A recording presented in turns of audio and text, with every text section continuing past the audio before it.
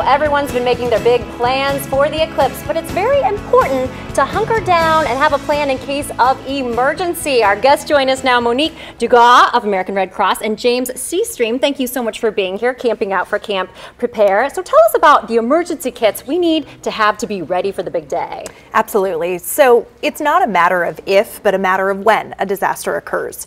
We are expecting a record number of people on the road for the eclipse, and we're also expecting a major earthquake in our region at some point, likely within our lifetime. So now's the time to prepare, and we're asking people to camp out for Camp Prepare this weekend on only the contents of their emergency preparedness kit. Okay, so kind of a trial. It's a trial run before the big one or the eclipse. Okay. And all you have to do is to snap a photo of your preparedness and tag the Red Cross Cascades region on social media, and you could be entered to win a prize that's valued at more than $200. A Leatherman multi-tool, a lead lens or headlight and flashlight, a Red Cross first aid kit, and Mountain House food samples. And just tag Red Cross Cascades. Exactly, on Twitter, Facebook, or Instagram. That is so cool. We're, thinking about this eclipse. Let's go, let's get in the car, let's roll. We're not really thinking about all the other things that can happen.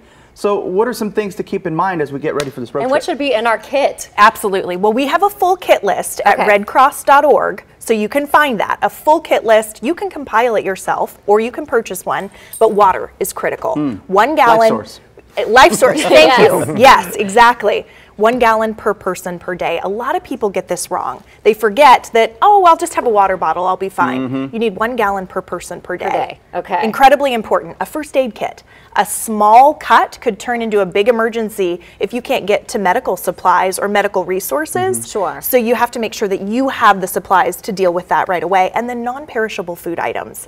And if you pack canned food, make sure you have a can opener. That's pretty important. Yes, that's very important. Very important. It looks like James is all ready to roll. I was going to say, no, if you're kind of, okay, I'm going to camp for the very first time, I don't camp a lot, what should we keep in mind if we're going to camp out for the eclipse? For the eclipse, I would say, as Monique said, water is definitely very important. Food source is important. Some sort of shelter would be probably the top 3.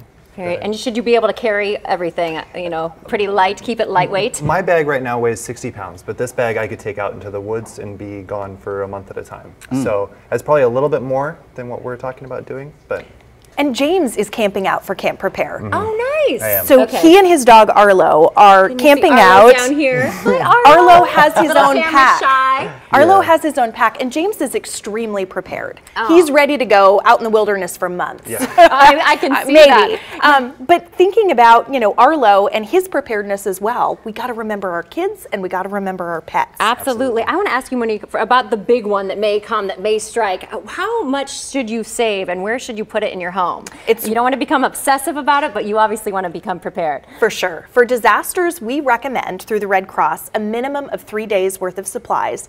But it does depend on the disaster. For a Cascadia earthquake, we recommend 2 weeks worth of supplies. So make sure that you have that on your main area of your home, not in the basement, because if your structure is compromised, you won't be able to get to it. Right, and it's no that good. would be awful. Exactly. So you could have all your supplies, but make sure that you have them in a place that's easy to access. A lot of people actually store them in a shed outside their home. Oh, great. In case the structure is compromised. So think about that as you're putting your supplies together. That's a great Someone idea. like Arlo. We need to get right. Make sure that he's okay. Look at that face. You can't say no to that Forget face. about me. Let's get Arlo ready. Yes. Exactly. We need to get Arlo ready. We need to get our kids ready and start those discussions, and remember to have a kit at home, at work, and in your car. And where can we find that full list? You can find the full kit list at redcross.org/prepare guide. So Monique, I'm going to go ahead and get my selfie game together since that's the theme today.